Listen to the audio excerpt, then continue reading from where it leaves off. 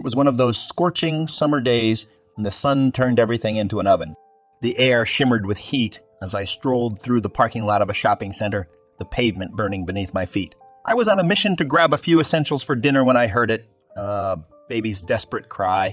I froze, scanning the vicinity.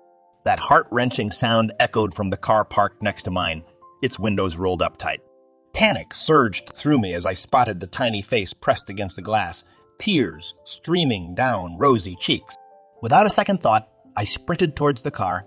The child, barely a year old, was strapped into a car seat, his tiny hands smudging the glass with sweat. His cries had reached a fever pitch, his little body trembling in the unforgiving heat. Hey, it's okay. The car was sweltering, the inside temperature likely much higher than the outside. It was clear that time was running out. I scanned the parking lot for signs of the car's owner, but there was no one in sight. My heart raced as I made a split-second decision. I had to get this child out, and I had to do it now. Searching for something heavy, I spotted a brick nearby. With one swift motion, I smashed the window closest to the baby, wincing as the glass shattered. The alarm blared to life, but I didn't have time to worry about that. I reached through the broken window, unbuckled the child, and cradled him in my arms. Relief flooded over me as the baby's cries turned to sobs. I hurriedly carried him to the shade, my heart pounding as I tried to cool him down with a bottle of water I'd grabbed from my car. Just as I was about to call the emergency services, the owner of the car burst onto the scene, his face a twisted mask of anger and disbelief. What the hell do you think you're doing? I rescued your child. He was trapped in the car, and it's sweltering out here. The man's anger didn't subside. He made no move to check on his child, who was now calmer and sipping water from the bottle. You smashed my window! Do you have any idea how much that's gonna cost? Your child could have died in there. I did what I had to do to save him. He snatched his baby from my arms and held him protectively, his anger unabated. You had no right. I was just gone for a few minutes for a job interview. I couldn't take him with me. He'd ruin everything. You left your infant son alone in a hot car while you went for a job interview? Are you out of your mind? I had no choice. It's hard enough to find a job as it is. I couldn't risk having him there with me. As we argued, a small crowd had gathered, some sympathetic to my actions, others siding with the irate father. Amidst the chaos, someone called the police. When the officers arrived, they listened to both sides of the story. It became clear that the situation was more complex than it appeared. The father, in desperation to secure employment, had made a reckless choice that endangered his child's life. I, on the other hand, had acted out of concern for the baby's safety. After taking statements from witnesses, the officers seemed inclined to side with me. They explained to the father that what he had done was not only illegal, but could have resulted in a tragedy.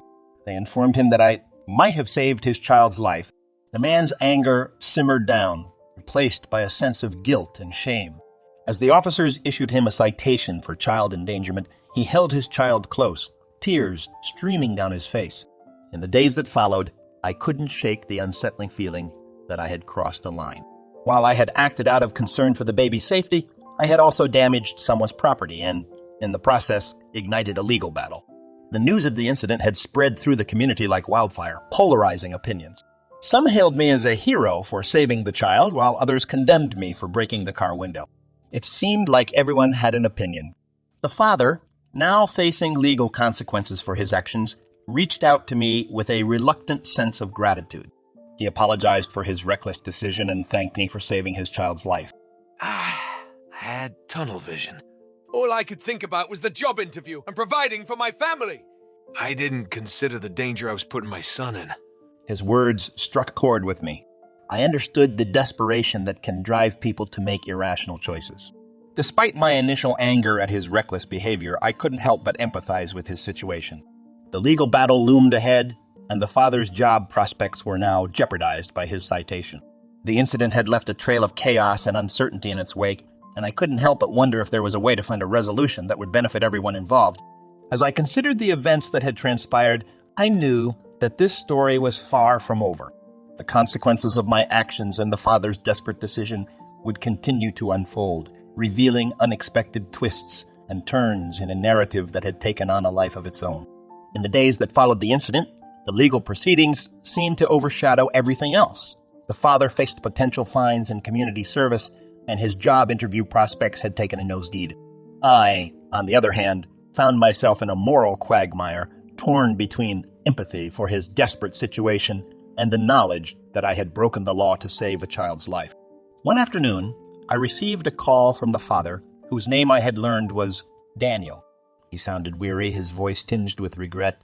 Can we meet? I'd like to talk about how we can resolve this mess. I agreed to meet him at a nearby park, feeling a mixture of curiosity and trepidation. When we met, he looked even more worn down than before, his face etched with worry lines. Look, I've been thinking a lot about what happened. I'm grateful you saved my son, but I also understand that what I did was incredibly reckless. I've lost my job prospects, and the legal consequences are looming over me. I understand your predicament, Daniel. I also regret the damage to your car. Is there any way we can find a resolution that benefits both of us and, most importantly, ensures the safety of my child? His words echoed the thoughts that had been swirling in my mind. We couldn't change the past, but perhaps we could find a way to move forward.